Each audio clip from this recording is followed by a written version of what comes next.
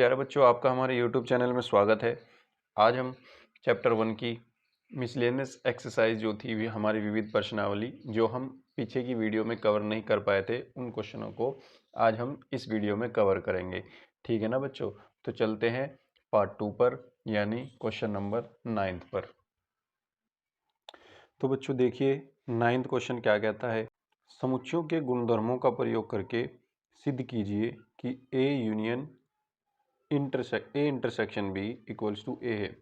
तो देखिए बच्चों, 9वां क्वेश्चन, इसका फर्स्ट पार्ट क्या कहता है कि A union A intersection B equals to A है ना। अब हमें ये ए प्रूफ करना है। तो देखिए, हम लेफ्ट हैंड साइड इसकी लेकर के चलेंगे। लेफ्ट हैंड साइड सबसे पहले लिख दीजिए A union A intersection B. बच्चों, इसमें वितरण नियम हम लगाएंगे।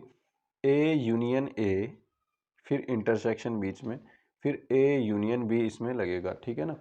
तो ये क्या होगा, ए यूनियन ए, आप पहले ऐसे लिख दीजिए ए यूनियन ए, फिर अब ये बीच वाला साइन लगाइए इंटरसेक्शन, फिर लगाइए ए यूनियन बी, ऐसे ए यूनियन बी।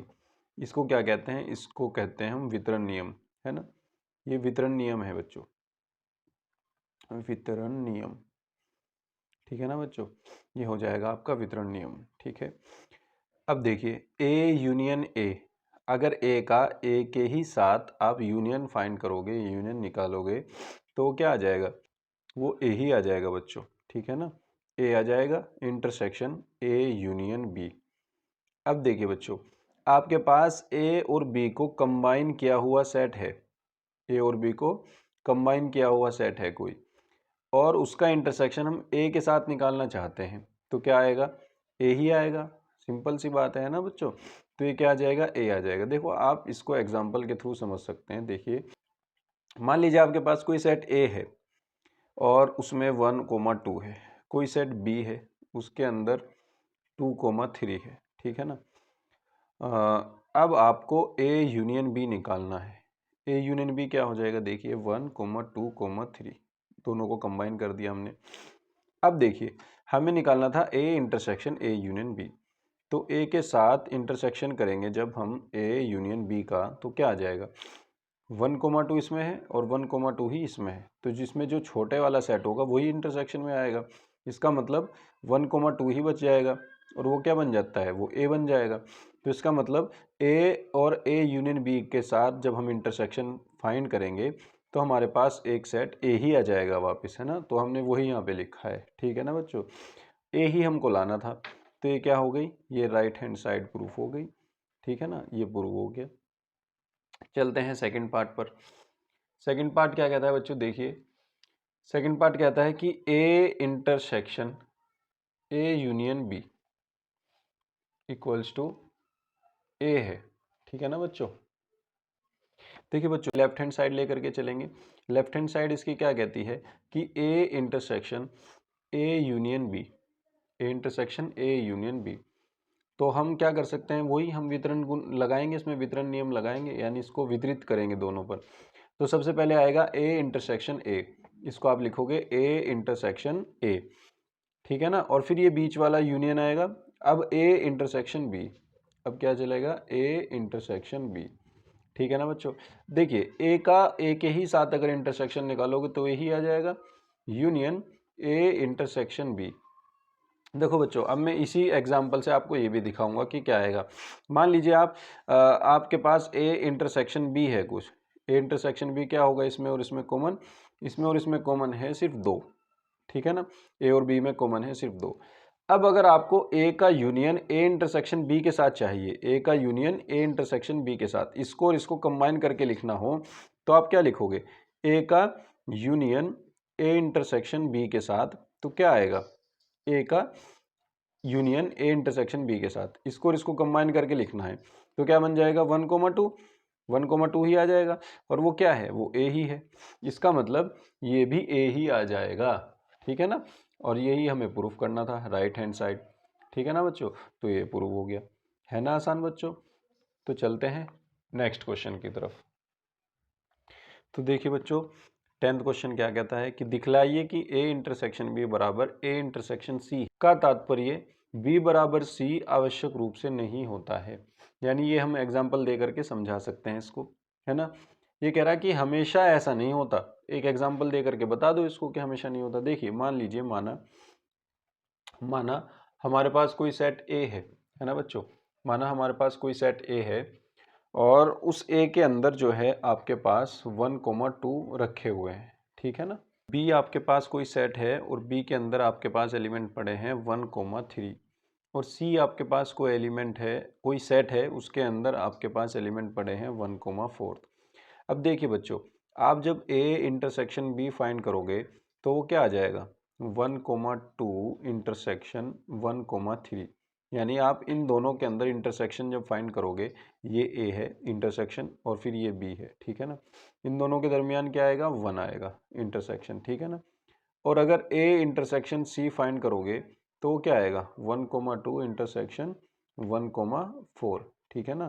तो ये क्या आ जाएगा, ये भी 1 आ जाएगा, ये भी 1 आ जाएगा। अब देखिए हमने ऐसे एग्जाम्पल जानबूझ कर लिए हैं जिनमें ए इंटरसेक्शन बी और ए इंटरसेक्शन सी दोनों बराबर आए, है ना। अब हम यहाँ क्लियरली देख पा रहे हैं कि ये दोनों बराबर हैं, ए इंटरसेक्शन बी बराबर ए इंटरसेक्शन सी। बट लेकिन यहाँ पर b बराबर c नहीं है। देखिए b अलग है 1,3, c अलग है 1,4, ये तो बराबर नहीं है लेकिन ये बराबर हैं। तो यानी ऐसी कंडीशन हमेशा जरूरी नहीं है, यही दिखाना था हमें, है ना। हमने ये प्रूफ कर दिया, ठीक है ना बच्चों। तो चलते हैं अगले क्वेश्चन की तरफ। तो देखिए बच्चों 11वां क्वेश्चन क्या कहता है कि मान लीजिए कि a और b कोई दो समुच्चय हैं। यदि किसी समुच्चय x के लिए ए इंटरसेक्शन एक्स और बी इंटरसेक्शन एक्स बराबर फाई है, यानी इनमें कुछ भी कॉमन नहीं है, ना तो इसमें कॉमन है फाई आएगा, ना इसमें कॉमन है ये भी फाई आएगा, तथा ए यूनियन एक्स बराबर बी यूनियन एक्स है, तो सिद्ध कीजिए कि ए बराबर बी है। देखिए बच्चों, जब भी आपको किसी सेट को किसी दूसरे सेट के बराबर प्रूफ करना हो कि ये दोनों सेट बराबर हैं, तो आपको दोनों सेट को एक दूसरे के अंदर दिखलाना पड़ेगा। मेरा मतलब मैं क्या कह रहा हूँ, मैं ये कह रहा हूँ कि मान लीजिए आपको a बराबर b दिखाना है, ठीक है ना, a बराबर b दिखाना है, तो आपको क्या दिखाना पड़ेगा, आपको ये दिखाना पड़ेगा कि a सबसेट है b का उपसमुच्चय है और b a का उपसमुच्चय है। जब ये दोनों कंडीशन वेरीफाई हो जाएंगी, आप दिखा दोगे, प्रूफ कर दोगे, तो इसका मतलब आप इसको a1 मान लेना, इसको 2 मान लेना और फिर कह देना फ्रॉम इक्वेशन 1 एंड 2 के समीकरण 1 व 2 से a बराबर b। क्योंकि a पूरा का पूरा b के अंदर है और b पूरा का पूरा a के अंदर है, इसका मतलब दोनों ही बराबर हैं, है ना, a बराबर b ही है। जब दोनों एक दूसरे के अंदर हैं, दोनों एक जैसे ही हैं, तो a बराबर b हो जाएगा, ठीक है ना। चलते हैं अपने क्वेश्चन की तरफ, कैसे प्रूफ करेंगे। देखिए जो इसने दिया है ये लेकर के चलते हैं कि दिया है। देखिए बच्चों, उसने संकेत भी दे रखा है। संकेत ये क्या कह रहा है कि ये ऐसे और ये ऐसे और वितरण नियम का प्रयोग करना है हमें, ठीक है ना। देखिए हम कैसे करेंगे इसको। आप ये लेकर के चले ए यूनियन एक्स बराबर बी यूनियन एक्स लेकर के चले, ठीक है ना। दोनों तरफ आप क्या करो एक बार ए का इंटरसेक्शन ले लो, उससे एक समीकरण बनेगी, एक बार बी का इंटरसेक्शन ले लो। तो हम क्या करते हैं, सबसे पहले ए का इंटरसेक्शन लेते हैं। यहाँ पे ध्यान रखना कि एक्स जो है वो एक समुच्चय है, ठीक है ना। हमने क्या किया, ए इंटरसेक्शन ले लिया इधर भी और उधर भी, A intersection B union X, ठीक है ना बच्चों। अब देखिए आपके पास जो ये है कि A intersection A union X, ये क्या आएगा, जैसे अभी हमने पीछे किया था, वहाँ पे था कि A intersection A union B, तो वो ए ही आ रहा था। ऐसे ही यहाँ पे है, देखो ए और ए यूनियन एक्स, यहाँ आप एग्जांपल लेकर के भी कर सकते हैं, आपको अच्छे से समझ में आ जाएगा। ए और एक्स अलग अलग दो सेट ले लीजिए और उनको ये कंडीशन लगा करके देखिए, आराम से समझ में आ जाएगा आपकी। अब यहाँ ये देखिए कि ए यूनियन एक्स का क्या मतलब है कि ए के और एक्स के सारे एलिमेंट लिख देने हैं इस सेट में।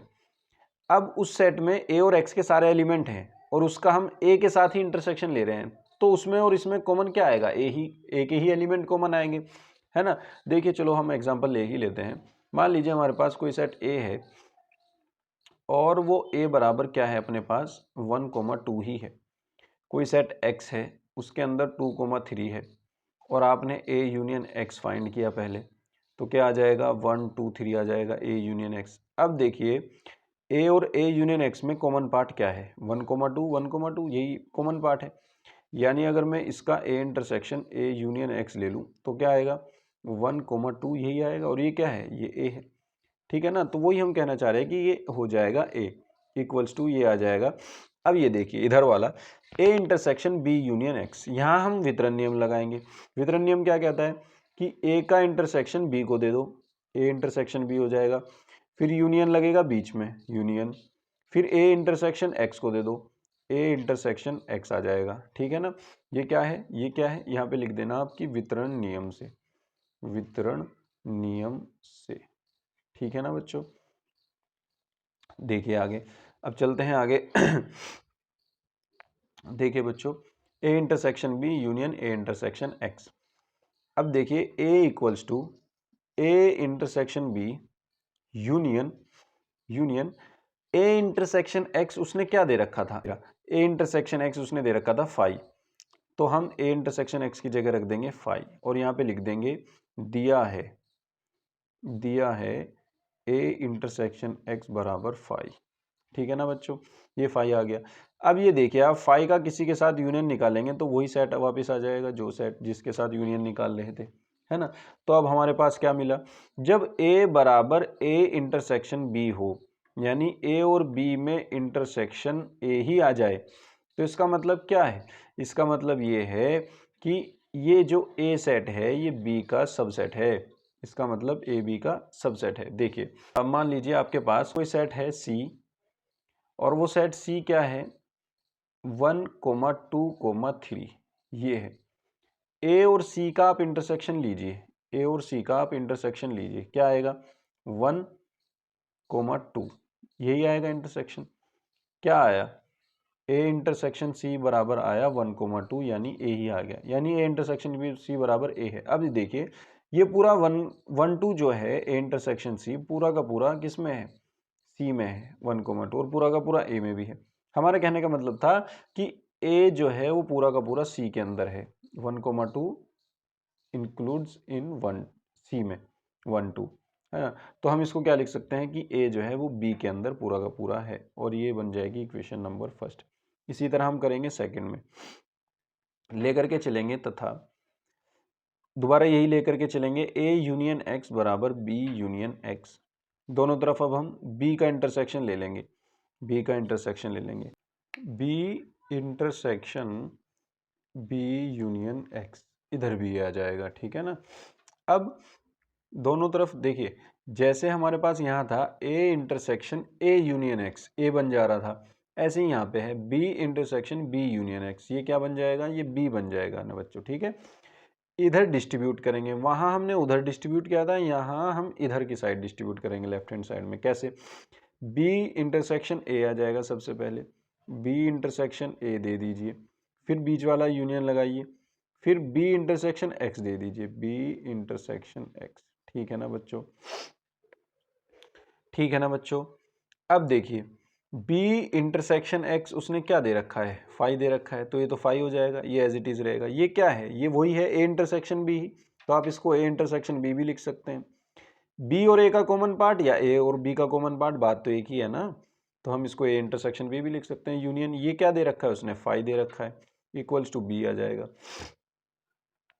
देखिए A इंटरसेक्शन B यूनियन 5, तो उसका क्या मतलब है, A इंटरसेक्शन B ही बनेगा, ए इंटरसेक्शन बी ही बनेगा, बराबर बी आ जाएगा, ठीक है ना। यानी इसका मतलब है ए इंटरसेक्शन बी बराबर बी आ रहा है, तो अब की बार इसका मतलब ये हुआ कि बी पूरा का पूरा ए के अंदर है। आप कोई एग्जांपल लेकर के करके देख लीजिए, है ना। इन दोनों का कॉमन पार्ट बी ही आ रहा है ना, इन दोनों का कॉमन पार्ट बी ही आ रहा है, तो इसका मतलब क्या हुआ कि बी पूरा का पूरा ए के अंदर है, बी ए का सबसेट है, बी ए का सबसेट है। ये बन जाएगी इक्वेशन नंबर सेकंड। अब from equation 1 and from equation second, तो क्या हो जाएगा, हम क्या कहेंगे, from equation first and second, आप ही लिख सकते हैं समीकरण 1 व 2 से। तो क्या हो जाएगा, समीकरण 1 व 2 से ए बराबर बी, ठीक है ना बच्चों, ए बराबर बी हो जाएगा, प्रूफ हो जाएगी ये बात, ठीक है। और इसको हम कर देंगे प्रूफ्ड, ठीक है बच्चों। चलते हैं अगले क्वेश्चन की तरफ। देखिए बच्चों 12वां क्वेश्चन क्या कहता है कि ऐसे समुच्चय ए बी सी ज्ञात कीजिए ताकि A intersection B intersection C और ए इंटरसेक्शन सी ये अरिक्त समुच्चय हों, यानी उनके अंदर कुछ ना कुछ आ रहा हो कॉमन, और A intersection B intersection C बराबर 5 हो, यानी तीनों में कुछ भी कॉमन ना हो। तो देखिए बच्चों आप क्या करोगे, आप इसको मान लेते हैं, माना आप 3 सेट ले लीजिए, जो भी आपकी मर्जी हो ऐसे सेट ले लीजिए जो इस कंडीशन को सेटिस्फाई करते हो। तो हमने कहा कि हम ये ले लेते हैं, एक 1,2 ले लिया, बी जो ले लिया वो 2,3 और सी ले लिया हमने 1,3। ठीक है ना बच्चों। अब देखिए जब हम फाइंड करेंगे कि ए इंटरसेक्शन बी क्या आएगा, ए और बी के अंदर कुछ कॉमन पार्ट है, यस है, क्या है 2। फिर ए इंटरसेक्शन सी निकालते हैं, ए इंटरसेक्शन सी क्या आ जाएगा, ए इंटरसेक्शन सी इसमें और इसमें कॉमन पार्ट क्या है 1 है। और फिर बी इंटरसेक्शन सी निकालते हैं, बी इंटरसेक्शन सी क्या है, इसमें और इसमें क्या कॉमन है 3 कॉमन है ना। तो देखिए बच्चों हमने ऐसे ए बी सी लिए हैं कि A intersection B intersection C ये वाला और ए इंटरसेक्शन सी, ये तीनों अरिक्त हैं। अरिक्त मतलब इनके अंदर कुछ ना कुछ एलिमेंट हैं, है ना, तीनों अरिक्त हैं। और अगर हम इनका A intersection B intersection C find करते हैं तो ए में बी में और सी में कॉमन अगर हम देखें तीनों में कॉमन हो ऐसा कोई नहीं है। 1 देखें तो इन दो में है तो इसमें नहीं है, 2 देखें तो इन दो में है इसमें नहीं है, 3 देखें तो इन दो में है इसमें नहीं है, यानी ऐसा कोई भी एलिमेंट नहीं है जो तीनों में हो। तो A intersection B intersection C बराबर क्या आ जाएगा 5 आ जाएगा। ये तीनों क्या थे, ये तीनों अरिक्त समुच्चय थे, है ना, अरिक्त समुच्चय, क्योंकि उसने कहा था कि ऐसे समुच्चय बताने हैं जो ये 3 कंडीशन में अरिक्त आते हों और इस एक कंडीशन में रिक्त आता हो, 5 आता हो। ठीक है ना, वो हमने प्रूफ कर दी। ठीक है बच्चों, ये आपका कंप्लीट हो गया क्वेश्चन। चलते हैं अगले क्वेश्चन की तरफ। तो बच्चों चलते हैं 13 क्वेश्चन की तरफ, 13वें क्वेश्चन की तरफ। किसी विद्यालय के 600 विद्यार्थियों के सर्वेक्षण से ज्ञात हुआ कि 150 विद्यार्थी चाय, 225 विद्यार्थी कॉफ़ी तथा 100 विद्यार्थी चाय और कॉफ़ी दोनों पीते हैं। यानी उन्होंने कोई सर्वे किया और उसमें पता किया कि 600 टोटल जो स्टूडेंट्स हैं उनमें से कितने चाय पीते हैं, कितने कॉफ़ी पीते हैं, कितने दोनों पीते हैं और कितने कुछ भी नहीं पीते, है ना, कितने ओनली चाय पीते हैं, कितने ओनली कॉफ़ी पीते हैं, ये सब सर्वे हुआ। उसमें ये पता चला कि 150 विद्यार्थी चाय पीते हैं, 225 विद्यार्थी कॉफ़ी और 100 विद्यार्थी चाय और कॉफ़ी दोनों पीते हैं।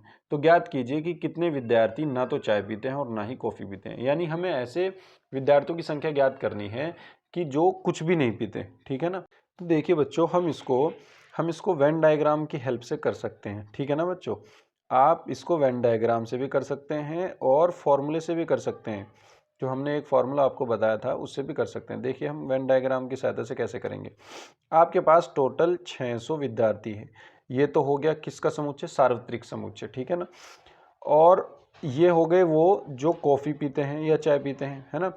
चाय वाले पहले हैं तो चाय लिख दीजिए टी, है ना, चाय को लिख दीजिए टी। ये वो उन विद्यार्थियों का सेट है जो चाय पीते हैं और ये उन विद्यार्थियों का सेट है जो कॉफ़ी पीते हैं। ठीक है ना बच्चों, ये कॉफ़ी पीते हैं। सबसे पहले मैंने आपको बताया था कि जब भी वेन डायग्राम से करो तो सबसे पहले इंटरसेक्शन के लिखो, यानी जो कॉमन है वो लिखो। तो 100 विद्यार्थी चाय और कॉफ़ी दोनों पीते हैं, तो 100 विद्यार्थी हमने यहाँ लिख दिए कि ये जो 100 विद्यार्थी हैं ये चाय और कॉफ़ी दोनों पीते हैं। अब देखिए 150 विद्यार्थी चाय पीते हैं, अब उसमें से हमने 100 तो लिख दिए क्योंकि चाय में तो ये भी है, 100 तो लिख दिए, तो बचे कितने 50 यहाँ लिख दो। ये ओनली चाय पीते हैं। ठीक है ना, ये वो थे जो चाय भी और कॉफ़ी भी दोनों पी रहे थे, लेकिन चाय तो पी रहे थे ना, यानी टोटल 150 विद्यार्थी हो गए जो चाय पीते थे, 100 और 150। अब आगे चलते हैं। इसने कहा था 225 विद्यार्थी कॉफ़ी पीते हैं, यानी 225 विद्यार्थी में से हमने 100 तो लिख दिए, बचे कितने 125, तो 125 विद्यार्थी हम कॉफ़ी के यहाँ लिखेंगे। ठीक है ना, 125 प्लस 100 ये पूरे हो गए 225। अब आप ये मत सोचे कि ये इधर के हैं या इधर के हैं, ये कॉमन है, ये इधर भी जुड़ेंगे ये इधर भी जुड़ेंगे। ठीक है ना बच्चों, तो कॉफ़ी में जो है जो कॉफ़ी पीते हैं वो 100 ये थे और 125 ये, टोटल 225 हो गए। अब ये विद्यार्थी वो हैं जो या तो कॉफ़ी पीते हैं या चाय पीते हैं या चाय और कॉफ़ी दोनों पीते हैं, जो ये रखे हुए। बाकी 600 में से जितने भी बचे वो कुछ भी नहीं पीते। ठीक है ना, तो हमें वही फाइंड करने थे। तो हम क्या करेंगे, हम ये लिख देंगे, माना, थोड़ी सी थ्योरी लिखनी पड़ेगी, माना चाय पीने वाले विद्यार्थियों का, माना चाय पीने वाले विद्यार्थियों के समुच्चय को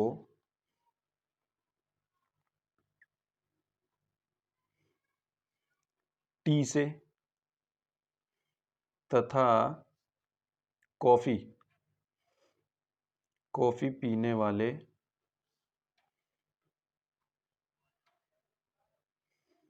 विद्यार्थियों के समुच्चय को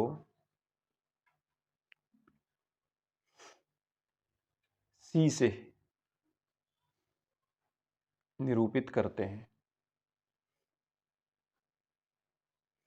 तो बच्चों ये हमने थोड़ी सी थ्योरी इसमें लिख दी, ठीक है ना।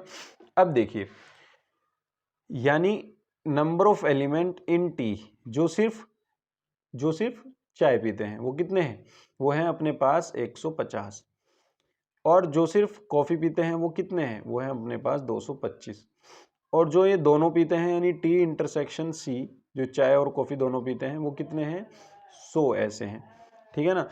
अगर मैं यूनियन निकालना चाहूँ वो मैं यहाँ से भी निकाल सकता हूँ, क्योंकि मेरे पास फॉर्मूला था, आपको पता है, हमने पीछे पढ़ा था कि एन ए यूनियन बी बराबर N of A plus N of B minus N of A intersection B, है ना, उससे भी निकाल सकते हैं। लेकिन हमें यहाँ डायरेक्ट दिख रहा है ना बच्चों।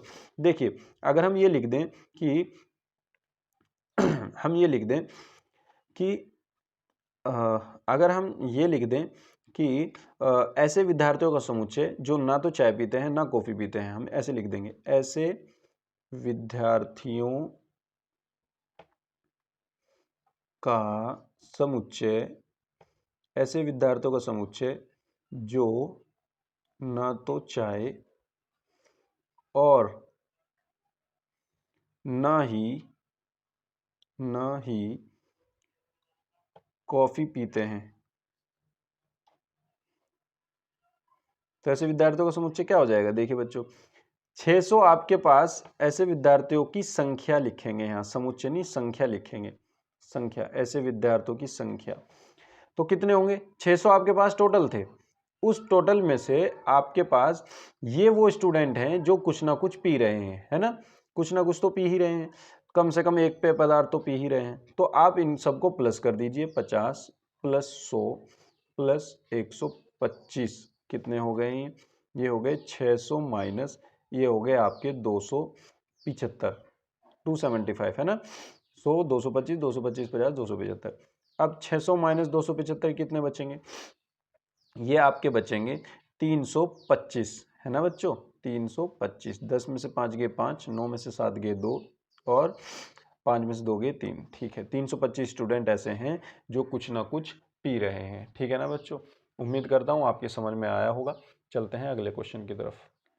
तो देखिए बच्चों, क्वेश्चन नंबर 14 क्या कहता है, विद्यार्थियों के एक समूह में 100 विद्यार्थी हिंदी, 50 विद्यार्थी अंग्रेजी तथा 25 विद्यार्थी दोनों भाषाओं को जानते हैं।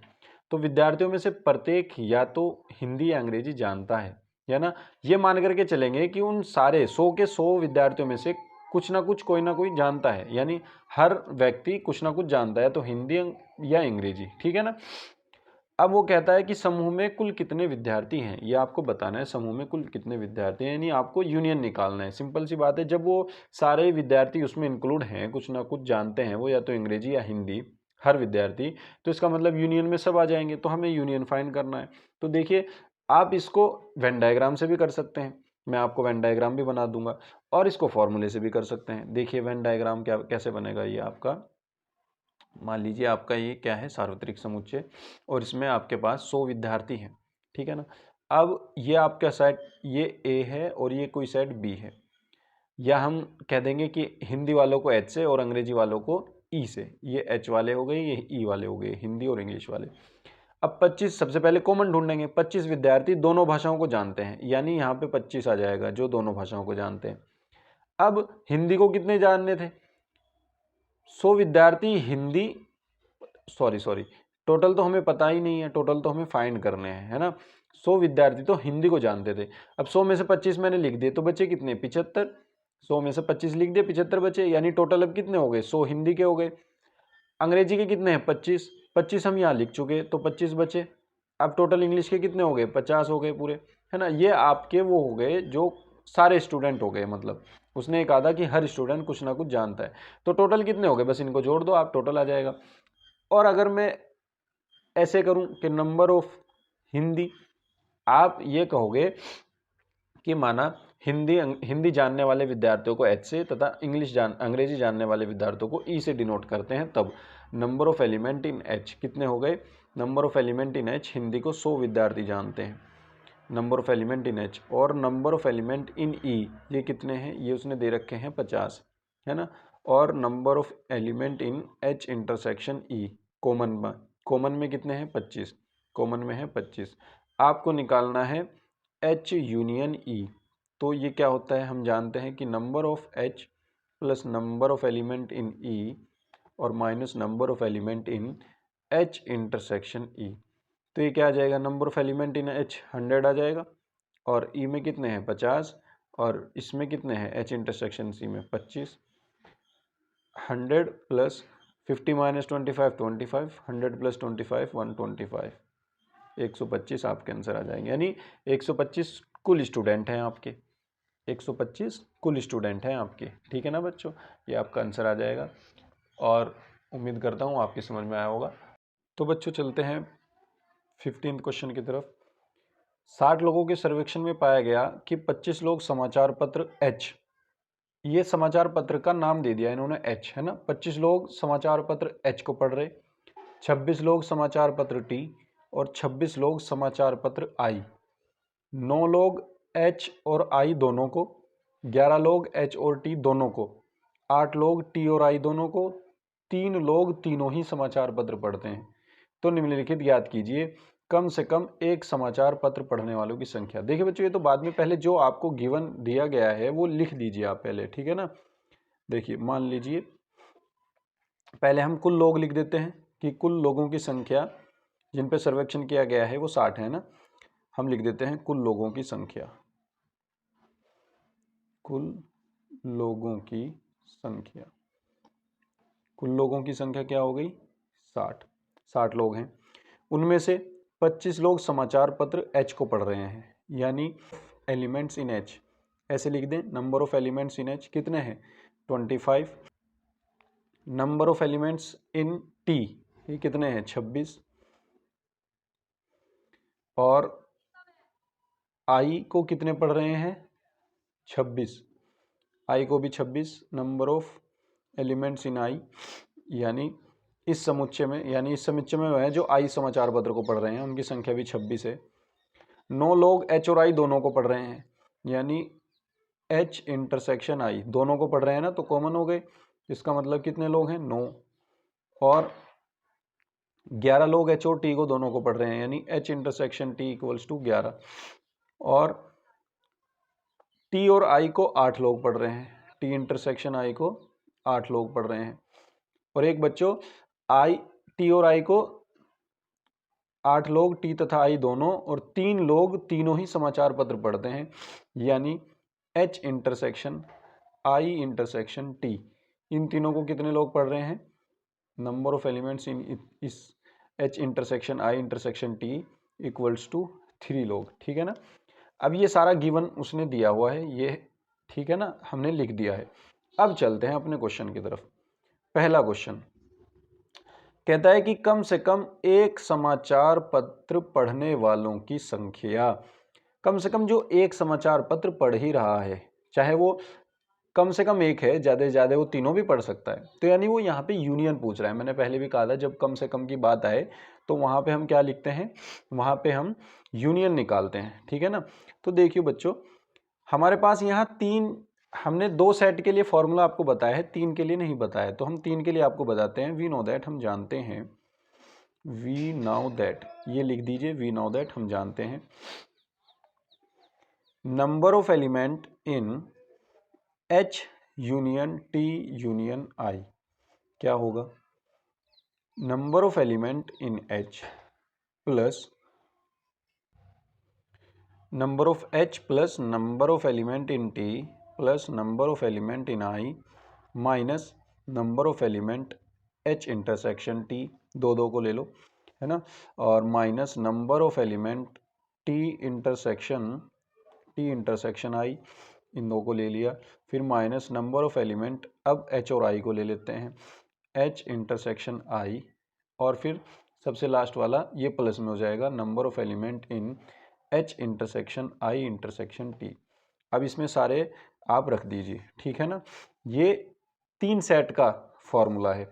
अब तक हम 2 सेट का फॉर्मूला करते आए थे, अब की बार ये 3 सेट का है, ठीक है ना बच्चों। ये कितना है 25 दे रखा है उसने, ये रहा 25 यहाँ पे।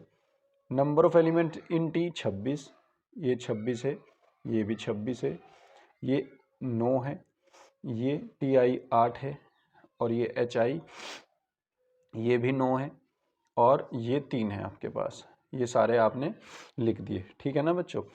अब देखते हैं 25 और 25 50 और 25 75।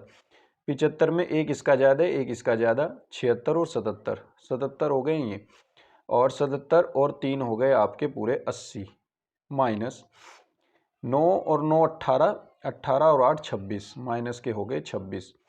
80 में से 20 घटा दो 60 बचेंगे, 60 में से 6 घटा दो 54 बचेंगे, तो आपका 54 आंसर आ गया बच्चों, ठीक है ना बच्चों, बहुत आसान। आप इसका डायग्राम भी बना सकते हैं, डायग्राम वेन डायग्राम है ना, वेन डायग्राम भी बना सकते हैं और उससे भी कर सकते हैं, उसको भी आपको एक क्लियरली दिखेगा बिल्कुल, ठीक है ना। देखिए जब हम इसका सेकंड पार्ट कराएंगे, अब इसका हम वेन डायग्राम आपको बनवाएंगे। सॉरी बच्चों, यहाँ पे हमसे एक गलती हो गई, ये जो number of H intersection T है ये हमने गलत लिख दिया है, क्योंकि ये 11 था और हमने ये 9 लिख दिया, तो यहाँ पे 11 आ जाएगा। कितना आ जाएगा 11। अब ये 11 और 9 20 हो जाएंगे, 20 और 8 28 हो जाएंगे, 28 हो गए, तो 80 में से 28 गए, यहाँ पे बचेंगे हमारे पास 52, ठीक है ना बच्चों, ये आंसर आपका आ जाएगा। तो देखिए बच्चों चलते हैं अगले पार्ट की तरफ। ये कहता है कि ठीक ठीक केवल एक समाचार पत्र पढ़ने वालों की संख्या। देखो बच्चों इसको हम अगर वेन डायग्राम से करेंगे तो ये हमें बहुत आसान पड़ेगा, ठीक है ना। हम एक बार वेन डायग्राम बना लेते हैं, ठीक है। देखिए हम वेन डायग्राम यहाँ पे बना लेते हैं। देखिए बच्चों मान लीजिए आपके पास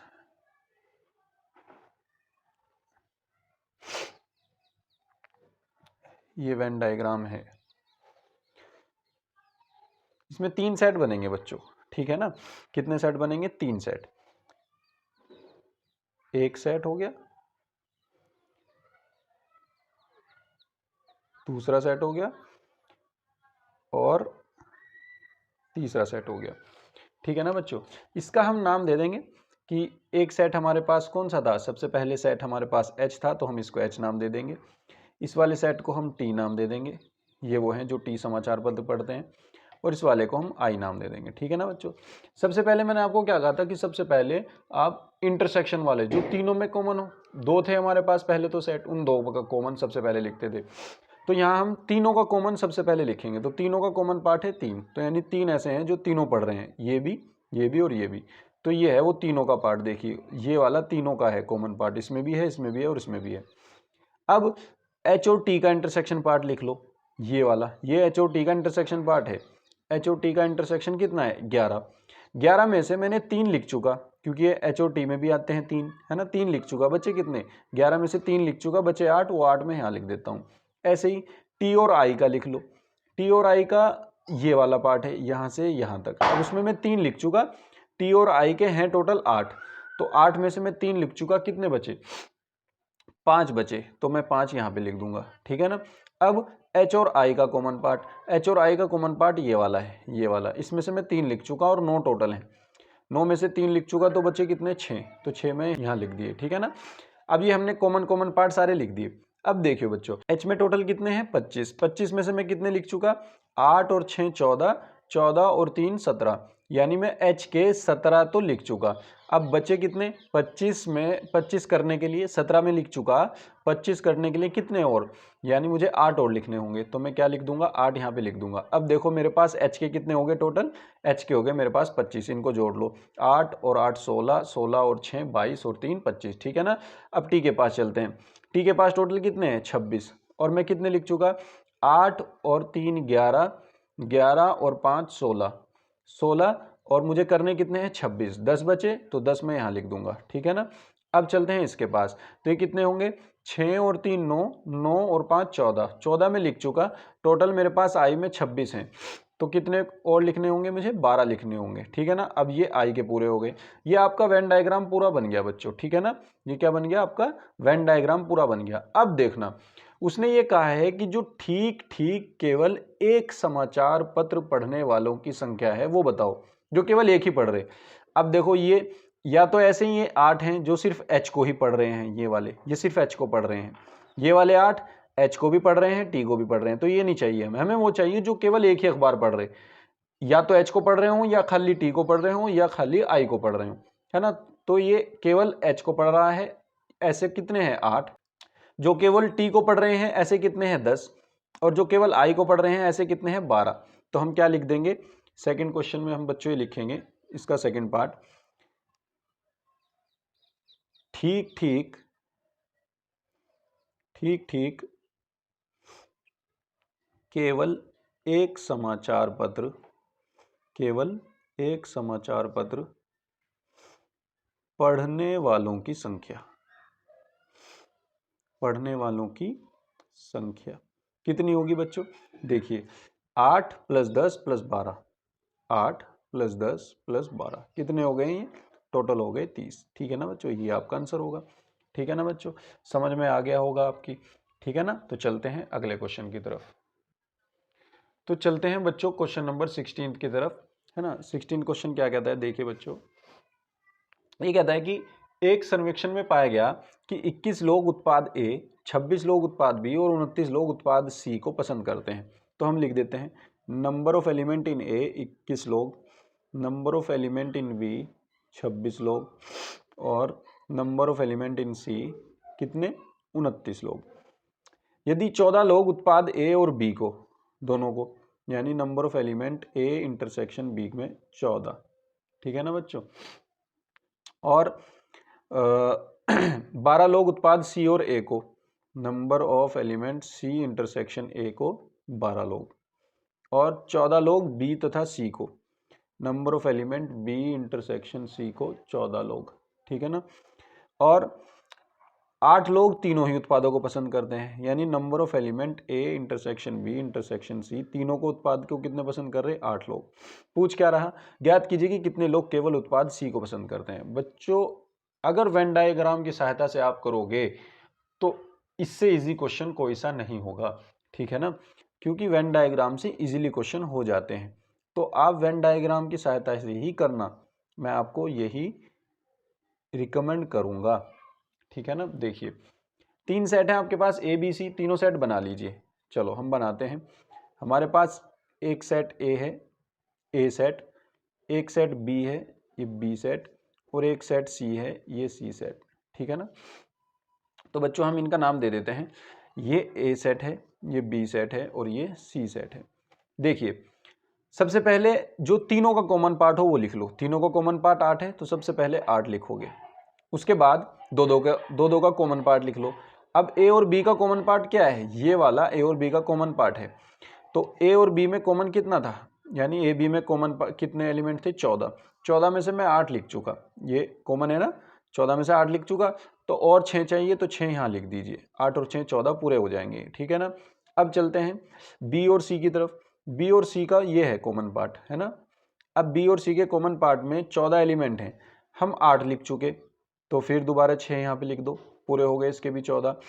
अब चलते हैं ए और सी के कॉमन पार्ट में, यहाँ पे ए और सी के कॉमन पार्ट में कितने हैं 12, देखो सी और ए के या ए और सी के एक ही बात है, 12 में से 8 हम लिख चुके, बचे कितने 4, तो 4 आप यहाँ लिख दिए, 8 और 4 12, ठीक है ना, पूरे हो गए। अब देखो ए में कितने हैं टोटल 21, हमने कितने लिख चुके ए के 8, 6 और 4 10, 18 हो गए। अब 18 हम लिख चुके, 21 टोटल हैं। तो 21 में पूरा करने के लिए हमें कितने चाहिए? 21 पूरा करने के लिए हमें चाहिए 3, क्योंकि हम 18 लिख चुके, तो ये आ जाएगा 3 यहाँ पे। अब चलते हैं बी के पास। बी में कितने एलिमेंट हैं टोटल? 26 और हम कितने लिख चुके? 6 और 6 12 और 8 20 हम लिख चुके, तो 6 बचे, 6 हमने यहाँ लिख दिया। अब सी के पास चलते हैं। सी के पास टोटल 29 है, हम कितने लिख चुके? 6 4 10 और 8 18 हम लिख चुके, 29 हमें करने हैं। तो बचे कितने? 9 और 2 11 एलिमेंट बचे, वो हमने यहाँ लिख दिए। ठीक है ना। वो क्या पूछ रहा था? वो पूछ रहा था कि ज्ञात कीजिए कि कितने लोग केवल उत्पाद सी को पसंद करते हैं। तो केवल सी को पसंद करने वाले तो ये हैं, सिर्फ जो नीचे वाले हैं ये जो 6 है, ये सी में भी हैं और बी में भी हैं। तो यानी ये बी को भी पसंद कर रहे हैं और सी को भी। तो ये तो हम लेंगे नहीं ना, ये 4 लेंगे क्योंकि ये ए को भी पसंद कर रहे हैं और सी को भी पसंद कर रहे हैं ना। ये 8 लेंगे क्योंकि ये तीनों ही है, ए को भी, बी को भी, सी को भी, तीनों को ही पसंद कर रहे हैं। केवल ये 11 ऐसे हैं जो केवल सी को ही पसंद करते हैं। तो हम क्या कहेंगे? वेन आरेख लिखना, वेन आरेख की सहायता से, वेन आरेख की सहायता से केवल उत्पाद सी को पसंद करने वालों की संख्या कितनी हो जाएगी बच्चों? आप डायरेक्ट लिख दो 11 आंसर। ठीक है ना बच्चों। वेन डायग्राम से इजीली क्वेश्चन हो जाते हैं। अगर आप ऊपर के भी क्वेश्चन फॉर्मूले के बजाय वेन डायग्राम से करेंगे तो वो भी आसान पड़ेंगे, लेकिन वो फॉर्मूले से भी आसान है। इसका फॉर्मूला थोड़ा लंबा है, उसमें कन्फ्यूजन हो जाती है, इस वजह से आप डायग्राम से करोगे तो ईजिली हो जाएगा। तो बच्चों, आपको वीडियो अच्छा लगा हो तो लाइक कीजिए, अपने दोस्तों में शेयर कीजिए और चैनल को सब्सक्राइब कीजिए। Thank you.